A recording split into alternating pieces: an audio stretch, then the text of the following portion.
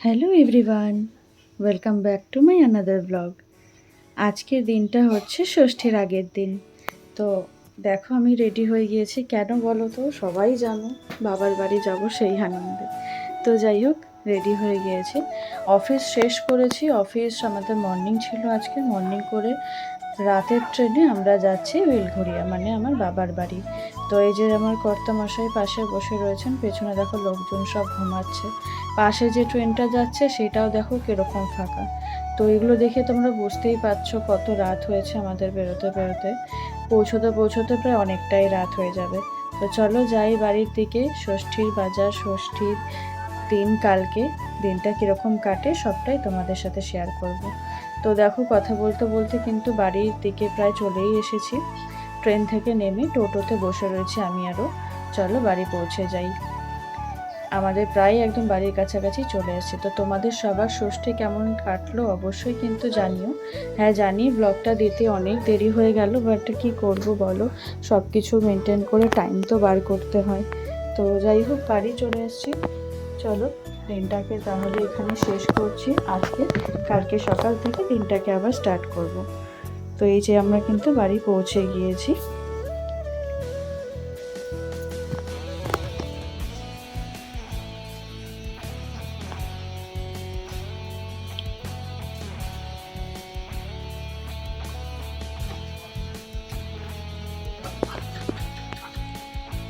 Good morning.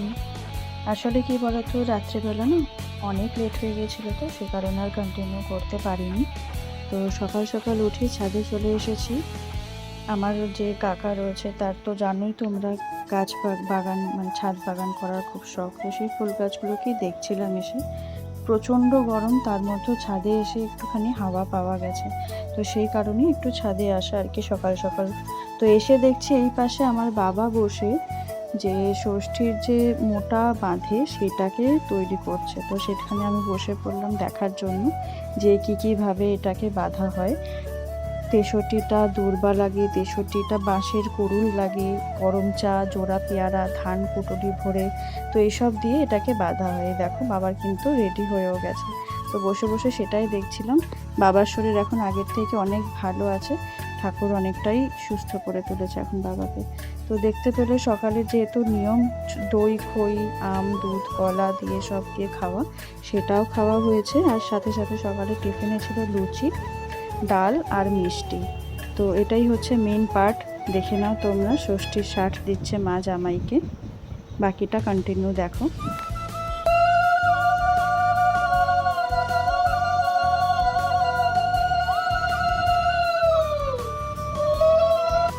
তো যাই হোক আশীর্বাদ পর্ব শেষ। এবার জামাইকেও দিয়েছে দুধ আম কলা লিচু সব ফল দিয়ে দই মিষ্টি দিয়ে খেতে। জামাই তো খুব ভালো, খুব খাবে এগুলো। তো যাই হোক, গিফট রয়েছে মার তরফ থেকে জামাইয়ের জন্য, আর আমাদের তরফ থেকেও কিছু রয়েছে মা বাবার জন্য। এই যে কাজ কমপ্লিট এখানে ষষ্ঠীর কাজ। তো চলো এবার কি কি খাওয়া দাওয়া হলো সেটা দেখে নিই। 5 রকমের ভাজা দিয়েছে, শাক ভাজা, একটা বড়া ভাজা, আলু ভাজা, ভেন্ডি ভাজা, তারপর সাথে ছিল ডাল, খাসির মানে পাঁঠার মাংস, যেটা আমার বরের ফেভারিট, ওটা হলে আর কিচ্ছু লাগে না। আর ছিল হচ্ছে চাটনি দই মিষ্টি। তো এই হচ্ছে আমাদের দুপুরের মেনু। তো চলো ওই বাড়িতে কি কি খাওয়া হচ্ছে সেটাও একটু দেখে নিই, মানে আমার শ্বশুর বাড়িতে। ছোটো পিসি এসছে, বন্যা এসছে। তো এই দেখো এখানে লেবু, এটা হচ্ছে চিকেন, এটা হচ্ছে মাটন, সাথে রয়েছে এই যে মাছ কালিয়া, আর এটা হচ্ছে সরপুঁটি মাছ ভাজা, আর এদিকে দই রয়েছে, ভাত রয়েছে। এই ভিডিওটা করতে বলেছি আমার ননদকে, যাতে তোমাদের সাথে এই বাড়ির রান্নাটাও কী কী হয়েছে কী কী আয়োজন সেটা তোমাদের সাথে শেয়ার করতে পারি। এই যে বাড়ি পুরো ফাঁকা, ভাইও কাজে, আমরাও বাড়ি নেই, এনারা 4 জনে মিলে এনজয় করেছে। যাই হোক রাতে গিয়ে খাবারটা পাবো অবশ্যই। তো চলো দেখে নিই কী কী গিফটস পেলাম। এটা আমার জন্য বাবা দিয়েছে নাইটি। আমিই বারণ করেছি শাড়ি টাড়ি কিছু দিতে, কারণ তোমরা বুঝতেই পারছো বাবা সুস্থ হয়ে উঠেছে, কিছুদিন আগে খুব অসুস্থ ছিল, তো এখন আর সেরকম কিছু কেনাকাটা করতে আমি বারণ করেছি। মধ্যবিত্ত ফ্যামিলি, তোমরা সবাই বোঝো ব্যাপারটা। আর জামাইকে দিয়েছে হলো এই যে প্যান্ট, আর একটা টি শার্ট দিয়েছে। এই যে টি শার্টটা, আমার নাইটি কালারটা কেমন হয়েছে তোমরা কিন্তু অবশ্যই জানিও, আমার তো খুব পছন্দ হয়েছে। এই যে টি শার্টটা দারুণ হয়েছে না কালারটা, আর মানে কোয়ালিটিটাও খুব ভীষণ ভালো, জানো তো। বোনকে জিজ্ঞাসা করেছিলাম কোথা থেকে নিয়েছে জিন্স এগুলো, ও বললো বিশাল থেকে নিয়েছে। তো নেক্সট বার বাড়ি গেলে পরে একবার বিশালে যেতে হবে। আর এই টি শার্টটা যেটা দেখছো বেগুনি কালারের, ওটা দিয়েছে আমার দেওরকে, মানে আমার ভাইকে। আর এই হচ্ছে আমি দিয়েছি, মানে আমার বরের তরফ থেকে মাকে শাড়ি, বাড়ি পরার সুতির শাড়ি। আর এটা হচ্ছে বাবার জন্য লুঙ্গি। বাবা হচ্ছে এই লুঙ্গি ছাড়া পরে না, সাদা আর সরু পার হতে হবে। তো অনেক খুঁজে খুঁজে পেয়েছি। বাবা বলেছে আর কিছু দিতে না, যেটা পরতে পারবে সেটাই দিতে বলেছে, তাই ওটাই দিয়েছি। আর এটা হচ্ছে বোনের জন্য একটা নাইটি। তো যাই হোক, দেখতেই পেলে আমাদের ষষ্ঠী কমপ্লিট। বিকাল বিকাল বেরিয়ে পড়েছি ষষ্ঠীর দিনই বাড়ির পথে, কারণ যা গরম। আর আমরা যদি থাকি ওই ঘরের মধ্যে, এবার কুলার তো একটাই, বাবা মার খুব কষ্ট হয়ে যাচ্ছে। আর অসুস্থ তো বাবা, কুলার ছাড়া রাখা যাবে না, ওই কারণে আমরা তাড়াতাড়ি বেরিয়ে পড়েছি। ঠান্ডা ঠান্ডা নামলে আবার কদিন গিয়ে থেকে আসবো। তো চলো বেরিয়ে পড়েছি, যাওয়া যাক এবার স্টেশনের দিক থেকে। বেলঘরিয়া থেকে ট্রেন ধরবো না, শিয়ালদা যাব, শিয়ালদা থেকে ট্রেন ধরবো। তো চলো রাস্তায় বেরিয়ে পড়েছি টোটো নিয়ে। রাস্তাঘাট একদম ফাঁকা, লোকজনই নেই বলা যেতে পারে। তো চলো স্টেশনে গিয়ে দেখা হচ্ছে।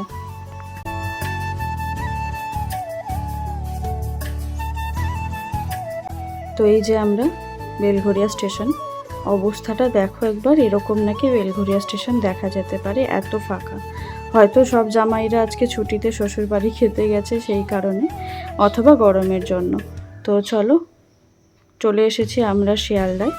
শিয়ালদার অবস্থাও দেখছি তুলনামূলক অনেকটাই ফাঁকা। ভেবেছিলাম তো যে একটুখানি আলু কাবলি, যেটা মাখা স্পেশাল শিয়ালদা স্টেশনের, ওটা খাবো, বাট টাইমের জন্য না আর একদম হয়ে ওঠেনি। তো যাই হোক, আমরা চলে এসেছি স্টেশনে। স্টেশন থেকে ট্রেন ছেড়েও দিয়েছে, গেদে লোকালে উঠে পড়েছি আমরা। শিয়ালদা থেকে ওঠার একটাই কারণ সিটটা পাওয়া যাবে। বেলঘরিয়া থেকে উঠলে আর সিট পাওয়া যাবে না, 2 ঘন্টার রাস্তা, সিট না পেলে খুব প্রবলেম। তো যাই হোক, ব্লগটা কেমন লাগলো অবশ্যই জানিও। ভালো লেগে থাকলে একটা লাইক করে দিও। সবাই কিন্তু খুব খুব খুব ভালো থেকো গরমে। দেখা হচ্ছে পরের আর একটা নতুন ভিডিওতে। টাটা।